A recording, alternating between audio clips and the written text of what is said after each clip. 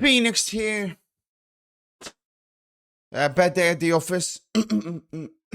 Obviously, what I heard the most was the defeat of my football club in the biggest game of the season so far, away to the home of the champions. You know, we'll go through exactly what went wrong, how it went wrong, what let us down, and of course, when it comes to my team, with all due respect, we got absolutely robbed again. As always, the behavior yesterday in my chats was absolutely unacceptable.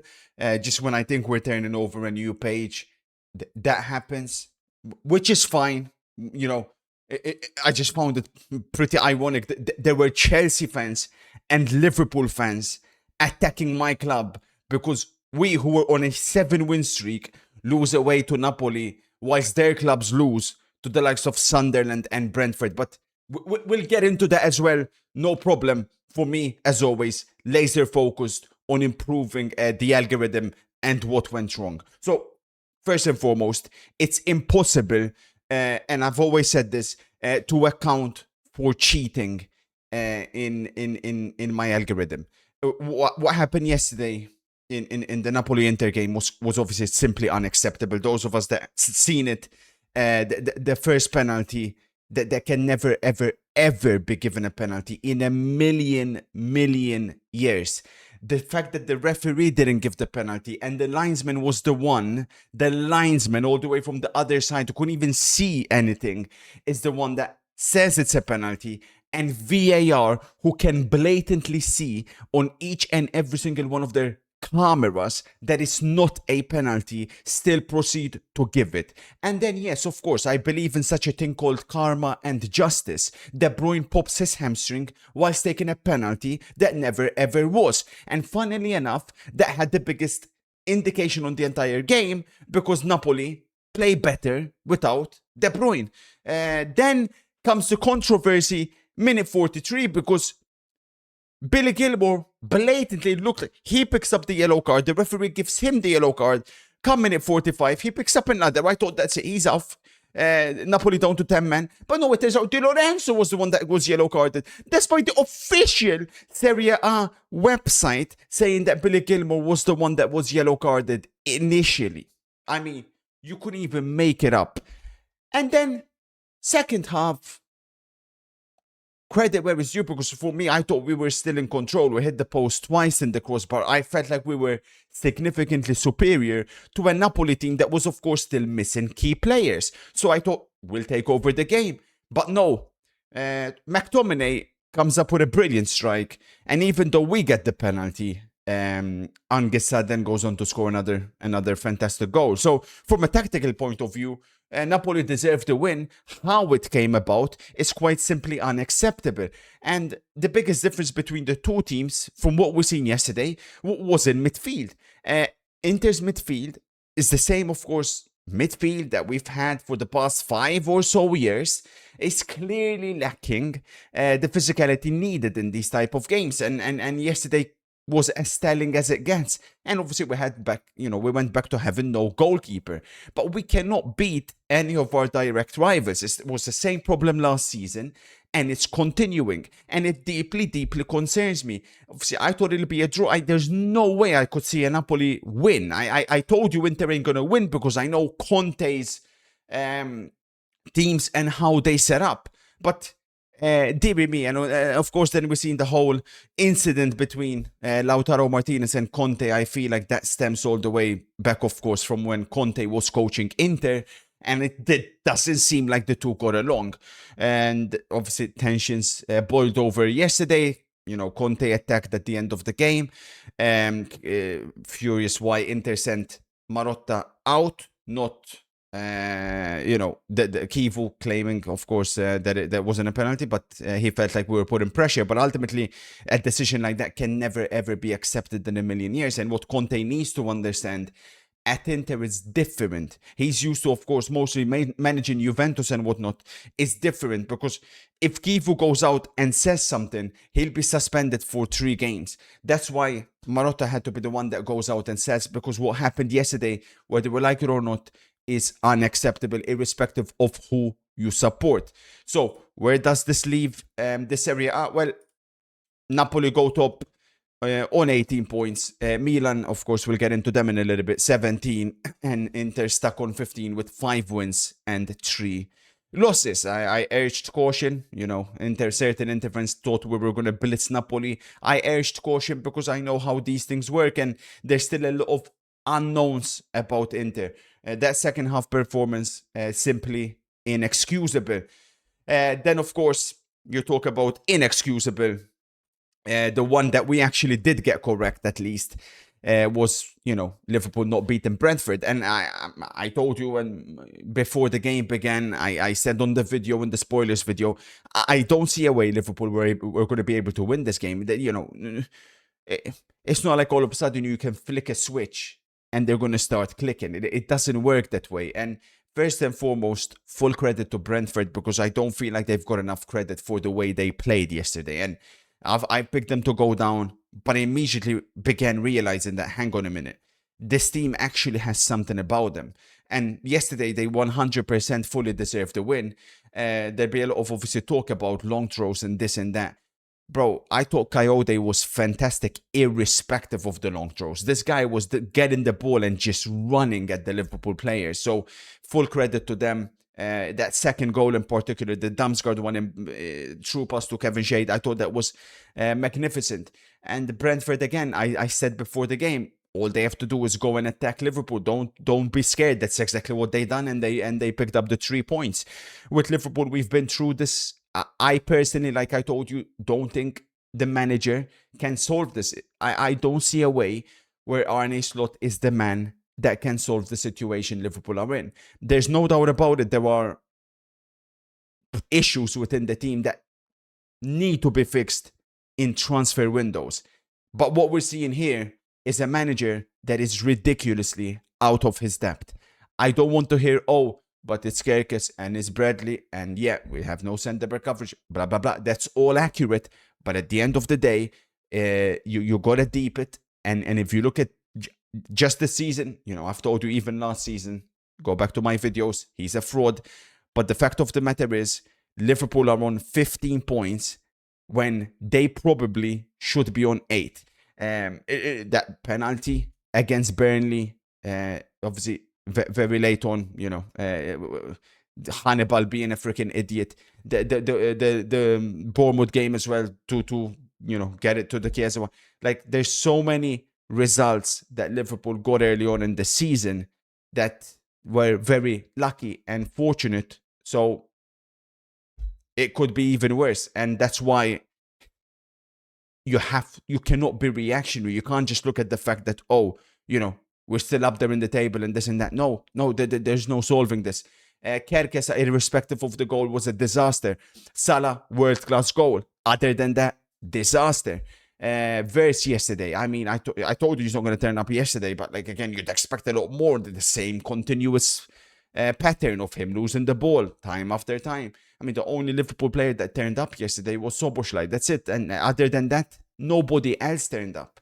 And when the defenders begin making mistakes like they done yesterday, it's a disaster. Liverpool have, I believe,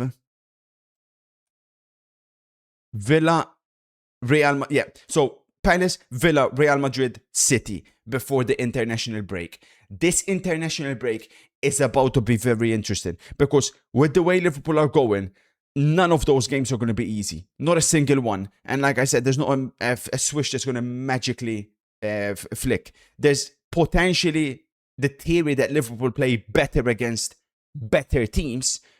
But from what I'm seeing at the moment, all you have to do is just attack them. And make no mistake about it, Villa will attack them. Real Madrid will attack them. City will attack them. So, you know where I lie, and new manager is needed. And I will give the job to Stephen Gerrard.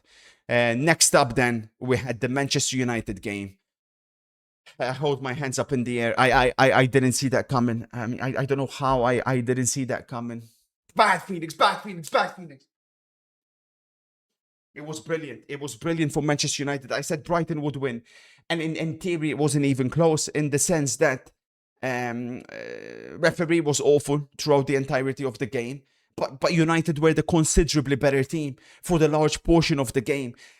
yeah, they got into the 3-2 Brighton, and I thought maybe we could pull something here, but in reality, it was bad analysis of the game, and those are the ones that hurt the most. And full credit to Manchester United. They have one clear issue which needs to be addressed. When Casemiro comes off, they collapse. And I go back to the days of not just the pundits like Carragher attacking Casemiro, but Manchester United fans attacking Casemiro, and me telling them, well, he's world class. I still believe he's your best midfielder. And sure enough, a year or so later, I get proven correct with that one. But that front three, when it clicks, and it was extremely exciting to watch yesterday. And Bremo, obviously, I've been critical of him, but when he has space to attack, he can be devastating. And that's exactly what he was yesterday. But again, the star player for me remains Konya. I was never worried about him not scoring or whatnot. You know, yeah, his end product is a bit questionable at times, but a simply magnificent footballer, an incredible signing, and good to see Sesko involved as well with not just scoring. You know, like, yeah, a couple of misses, but he was bringing others into play. And that's exactly what Manchester United need. Also, massive shout out to Matthias de Ligt.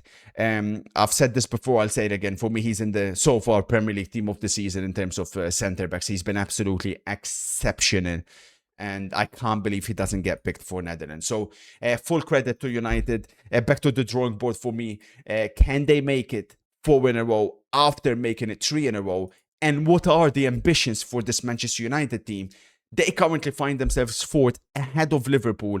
Despite, of course, a few weeks ago, everyone, including myself, saying Amorim should be sacked. I'll maintain this. Playing one game a week is, of course, a tremendous advantage. And that's why I picked United to finish in the top 4 before the season began. And I'll stand by it. I do think the ambition has to be top 4. To win the league, I know there's talk about that. I think they'll fall short. Definitely in certain areas, and I still don't, of course, fully trust the manager. I made this analogy yesterday on stream. It's all well and good praising him, but it's like having a girlfriend that's been cheating on you every single day for the past year, and all of a sudden, now she's with you, she's at home, she's not leaving, she's not going out for the last 3 weeks or so, but there's still going to be trust issues over there. I'm not convinced, far from it yet, you know, like there's still trauma, so we'll see how it goes. But big win, and it's on me. I had to see that coming, and I didn't. Speaking about stuff that I didn't see coming, it got worse. Of course, it got worse because there's always Chelsea are always the team that pops me. When I pick these guys to win, they lose. When I pick these guys to lose, they win when they shouldn't win. And again, I'll be honest with you guys, what hurts the most with this is Sunderland fully deserve it. They fully deserve it. I mean, it was absolutely embarrassing from Chelsea yesterday. They started okay, but Maresca, can you... I'm still baffled but by how on God's green earth this guy operates. How can you take off Garnacho in that game? I didn't say this in hindsight. I said it live on stream. I'm no Garnacho fan, but it was very evident. He was the most dangerous attacker. He comes off minute 58, the left-hand side dies. It dies. And again, it's inexcusable for Chelsea to finish the game as they're trying to score a winning goal against Sunderland with a front four of Estevao, Andre Santos, Gittins, and Evil Saka. I mean, you can't expect those young players to in a high-pressure situation and moment, try to find a goal. I mean, it's crazy. And then the opposite happens. And don't even get me started on that defending for that second Sunderland goal. I always say this, the sign of great teams. If you can't win a game, you damn well make sure you don't lose it. What the hell on God's green earth was that?